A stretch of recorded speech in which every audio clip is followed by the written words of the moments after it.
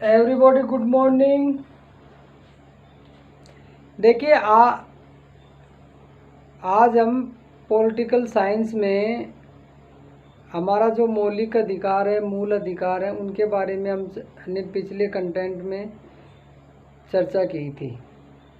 पिछले लेसन में जो हमारा मूल अधिकार चल रहा था, तो मूल अधिकार में हमारा पहला जो था अधिकार, समता का अधिकार, समानता का अधिकार, जो आर्टिकल 14 से लेकर के 18 तक विभिन्न अनुच्छेदों में हमने उसका अध्ययन किया। उसके बाद में आज हमारा दूसरा जो मूल अधिकार है वो स्वतंत्रता का अधिकार, उसके बारे में हम आज चर्चा करेंगे। देखिए, मूल अधिकार मैं पहले भी बता चुका हूँ आप लोगों को कि मूल अधिकार बहुत इम्पोर्टेंट पार्ट है। क्यों है? क्योंकि आपके इस बोर्ड परीक्षा के हिसाब से ही नहीं है कि भाई 12th बोर्ड के हिसाब से आप आगे जा कर के पुलिस का, ग्राम सेवक का, पटवारी का और विभिन्न प्रकार के जो कॉम्पिटिटिव एग्ज़ाम दोगे, उन सब में भी जो है ये आप इनमें से कम 2-3 प्रश्न हर एग्ज़ाम में आते हैं। इसलिए आपको ये बहुत अच्छे तरीके से पढ़ना है। आज का हमारा मूल अधिकार है स्वतंत्रता का अधिकार।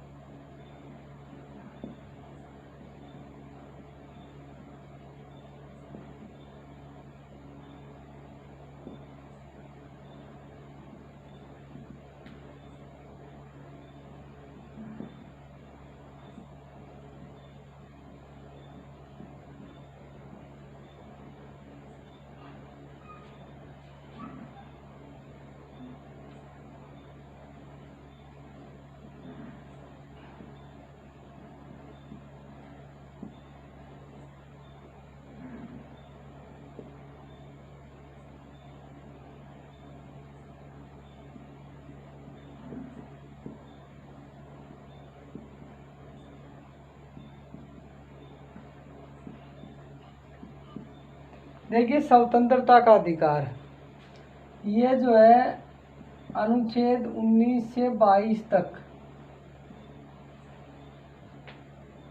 और अनुच्छेद 19 में भी 19 जो है कैसे 6 तक इनका वर्णन किया गया है। तो देखिए, स्वतंत्रता का अधिकार मुख्य रूप से क्या है कि हमें विभिन्न प्रकार की स्वतंत्रताएं हैं।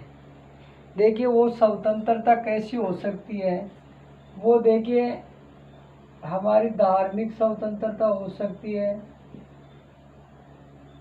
हमारे पैसे से संबंधित स्वतंत्रता या रोजगार से संबंधित हो सकती है, हमें कहीं भ्रमण करने के लिए स्वतंत्रता हो सकती है, निवास से संबंधित हो सकती है,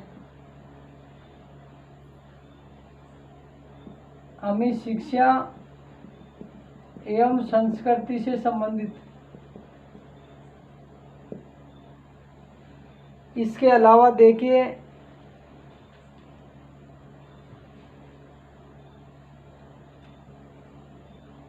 अभिव्यक्ति की स्वतंत्रता, विचारों की स्वतंत्रता,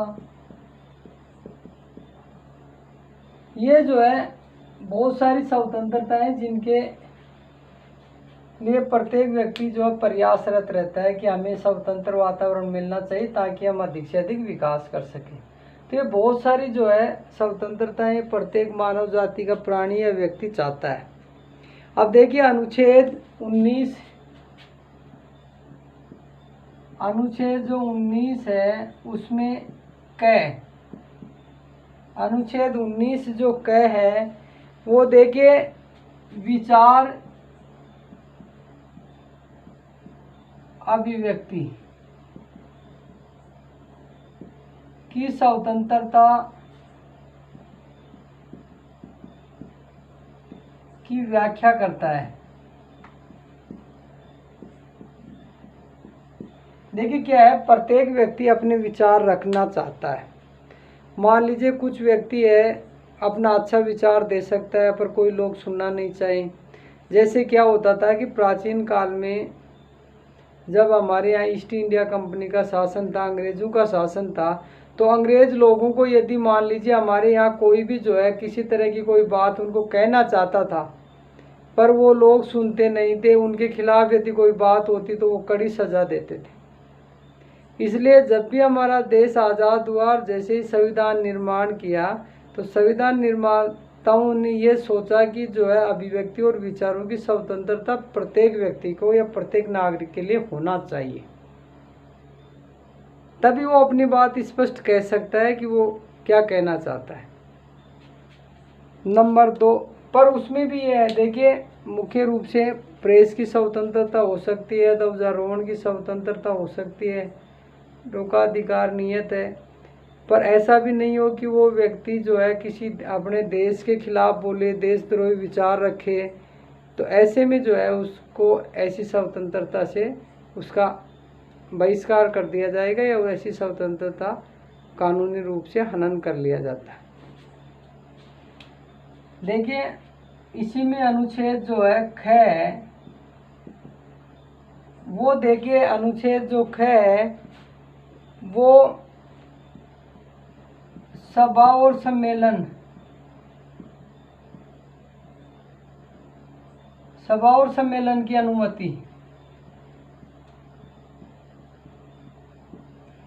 देखिए अनुच्छेद 19 क इस बात की पुष्टि करता है कि प्रत्येक व्यक्ति को सभा और सम्मेलन बुलाने का हक है, वो बुला सकता है, पर उसके साथ शर्त यह है कि शांतिप्रिय तरीके से वो अपना सभा बुलाए, सम्मेलन बुलाए, उसमें अस्त्र शस्त्र नहीं होने चाहिए और शांतिपूर्ण उसकी रैली या सभा का आयोजन हो सकता है। देखिए इसी में अनुच्छेद ग में जो है, ग में मुख्य रूप से संघ और समिति का निर्माण करने के लिए,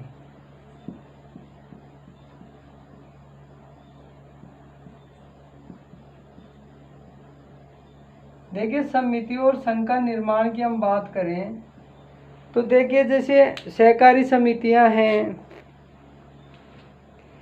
97वां जो संविधान संशोधन 2012 में हुआ उसके तहत जो है सहकारी समितियों का गठन और संरक्षण की स्वतंत्रता जो है इसी अधिकार के तहत दी गई।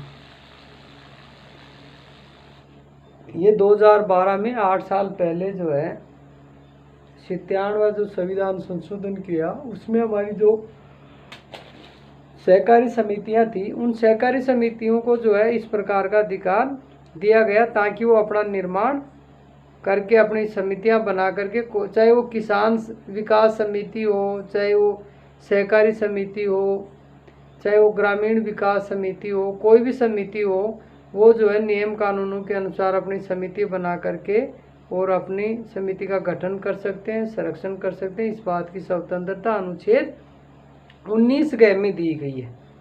देखिए इसी के बाद में घ, इसमें देखिए भ्रमण, घूमने फिरने की स्वतंत्रता दी गई है। देखिए व्यक्ति कहीं भी जो है पूरे देश में, भारत का कहीं का भी कोई नागरिक कहीं भी घूम सकता है, व्यापार कर सकता है, पर उसका नियमानुसार होना चाहिए। ऐसा नहीं हो कि वो व्यापार जो है परचूनी की दुकान का कर रहा है और उसमें अवैध धंधा कर रहा है, तो ऐसे में नहीं होगा। इसके बाद में देखिए ड, देखिए अनुच्छेद ड, देखिए 19 ड, निवास की स्वतंत्रता। देखिए निवास की स्वतंत्रता, व्यक्ति कहीं भी निवास कर सकता है। देखो कहीं भी निवास कर सकता है, कहीं भी ज़मीन खरीद सकता है, कहीं भी वो रह सकता है, मकान बना सकता है। अभी 2019 से पहले धारा 370 हटने से पहले जम्मू कश्मीर को छोड़ करके व्यक्ति कहीं भी अपनी वो खरीद सकता है, निवास कर सकता है, पर जम्मू में ऐसा बैन था कि वहाँ के लोग ही वहाँ खरीद करके निवास या स्थायी रूप से निवास कर सकते हैं, मकान बना सकते हैं। पर वो भी अब स्वतंत्र हो गया कि व्यक्ति कहीं भी रह सकता है, अपना मकान बना सकता है, निवास बना सकता है और रह सकता है। इसके बाद में देखिए 6 अनुच्छेद 6 जो है संपत्ति की स्वतंत्रता।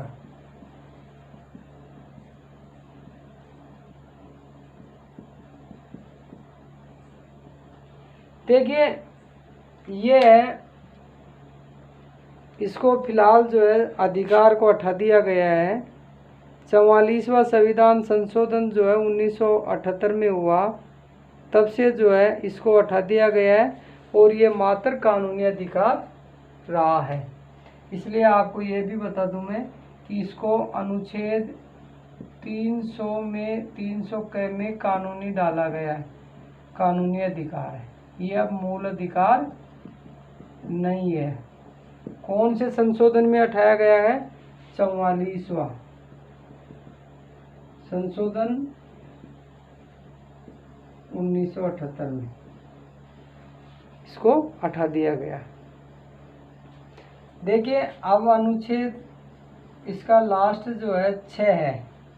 देखिए 6 इस बात की पुष्टि करता है, कोई वर्ती व्यापार पैसे व्यापार वर्ती पैसे आदि की स्वतंत्रता देता है।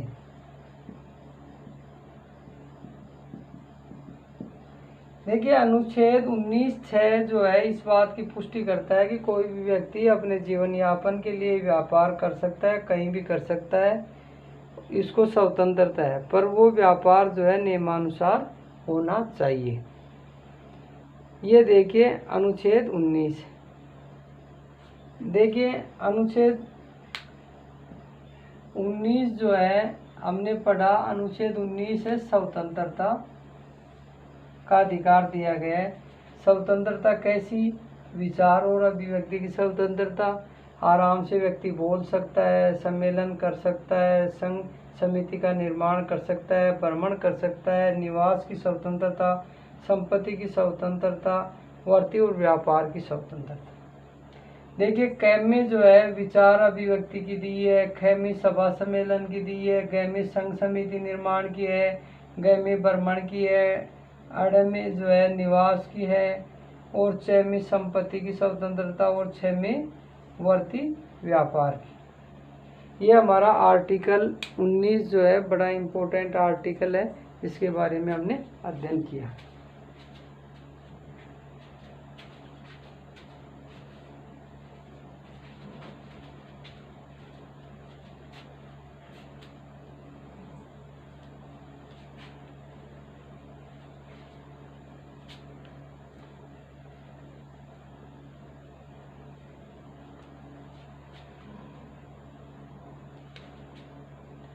अब देखिए जम्मू कश्मीर राज्य पुनर्गठन अधिनियम जो बना है 31 अक्टूबर 2009 से लागू हो गया। उसके बाद में कोई भी व्यक्ति वहाँ व्यापार कर सकता है, स्थायी रूप से निवास कर सकता है, क्योंकि जो धारा 370 थी उसको हटा दिया गया।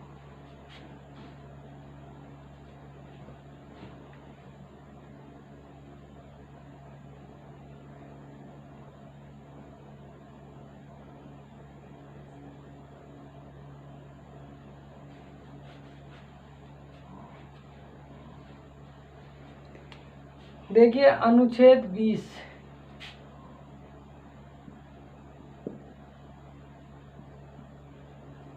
अनुच्छेद 20 जो है अपराधों के लिए दोष सिद्धि के संबंध में संरक्षण।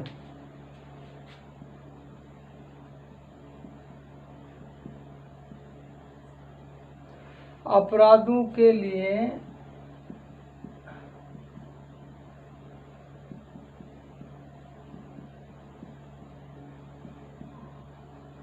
दोष सिद्धि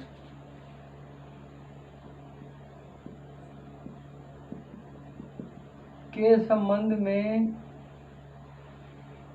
संरक्षण।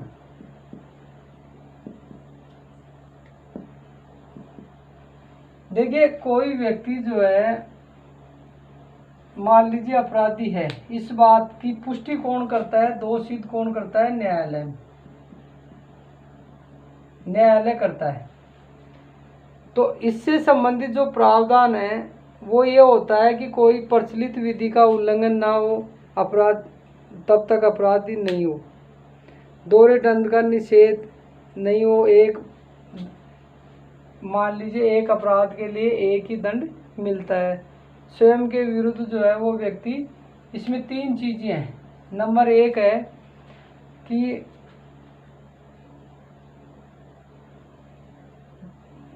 विधि या कानून का उल्लंघन नहीं होना।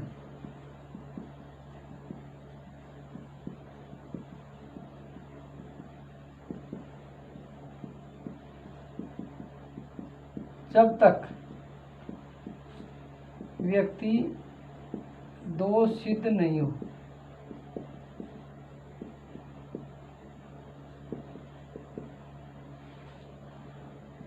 नंबर 2 बात है कि दोहरा दंड न हो, यानी एक अपराध का एक ही दंड दिया जाता।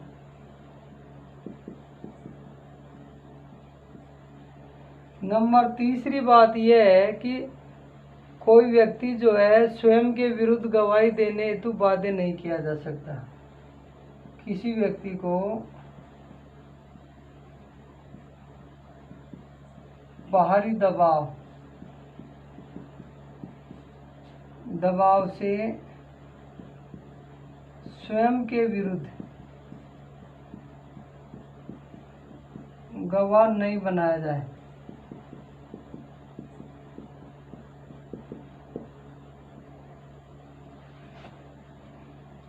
अनुच्छेद 20 जो है इस बात की पुष्टि करता है। नंबर 1 है कि विधि द्वारा, कानून द्वारा किसी व्यक्ति को जब तक हम दोषी नहीं ठहरा सकते जब तक उसका दोष न्यायालय सिद्ध नहीं कर दे। दूसरी बात है कोई व्यक्ति अपराध कर रहा है, एक ही प्रकार का अपराध है तो उसको एक ही दंड मिलेगा, एक से अधिक नहीं मिलेगा।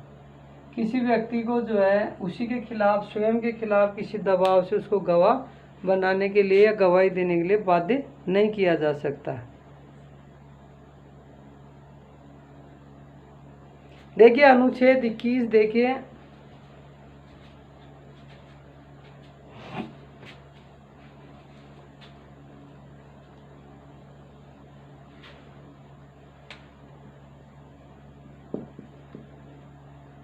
अनुच्छेद 21 बड़ा इम्पोर्टेंट अनुच्छेद है। प्राण और दैहिक स्वतंत्रता।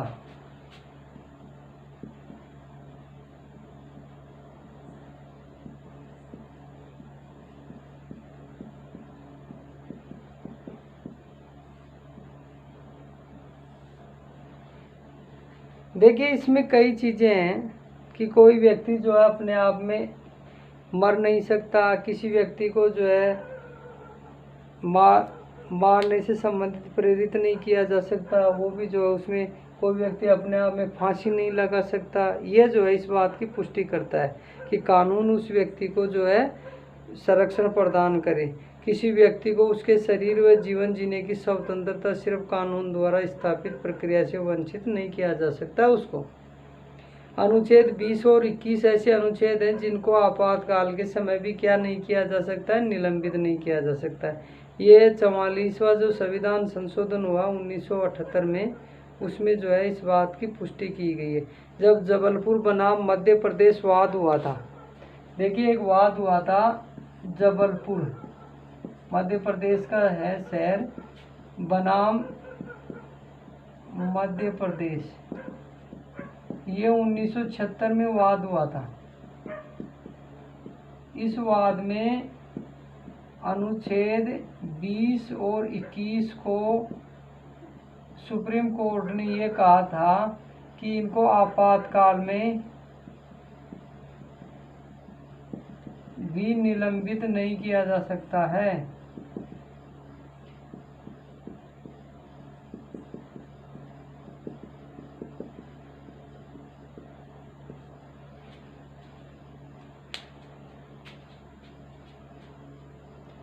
ये बात है।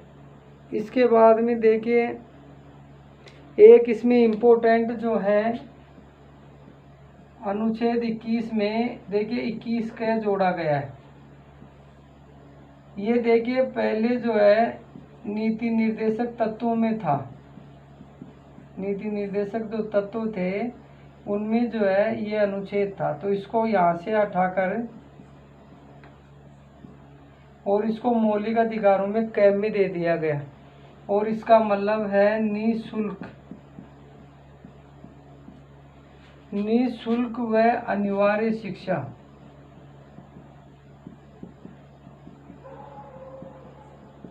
अधिकार नाम दिया। 6 से 14 वर्ष के बच्चों को शिक्षा प्रदान करना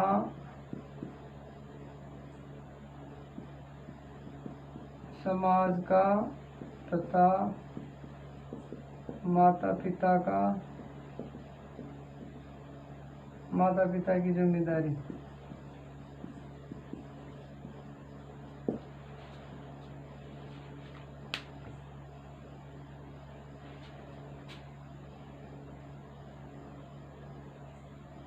देखिए ऐसे अनुच्छेद, अब ये जो है ये अनुच्छेद जो 86वीं संविधान संशोधन हुआ,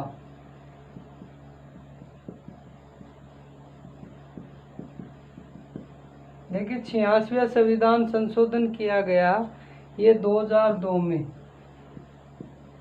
और इसमें जो है 21 में 21 के जोड़कर इस अधिकार को मूल अधिकार बनाया गया।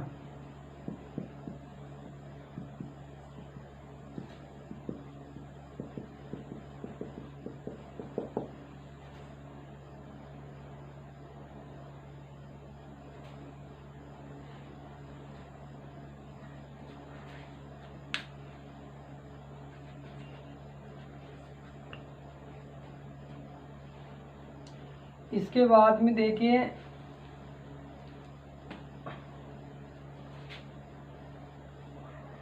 अनुच्छेद 22वां जो है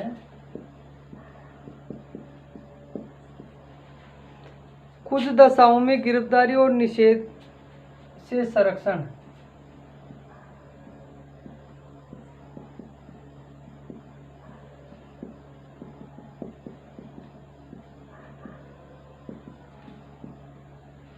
देखिए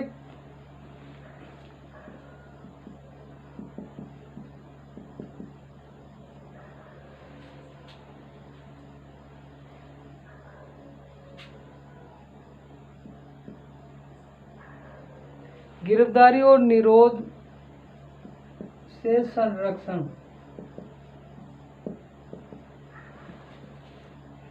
देखिए कुछ ऐसी स्थितियां होती हैं व्यक्ति को गिरफ्तारी के कारण से अवगत कराना होता है। कई बार क्या होता है एक कारण ही व्यक्ति को जो है गिरफ्तार कर लेते हैं। व्यक्ति को गिरफ्तार कर लेते हैं तो उसका कारण बताना होता है। नंबर 2 है गिरफ्तार व्यक्ति को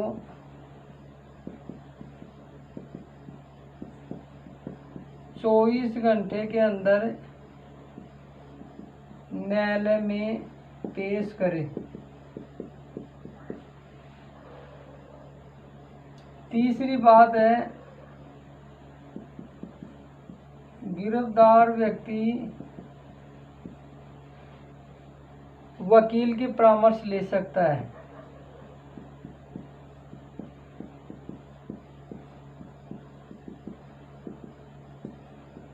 अधिकार ये जो है। धन्यवाद। बाकी जो है अगले कंटेंट में पढ़ेंगे।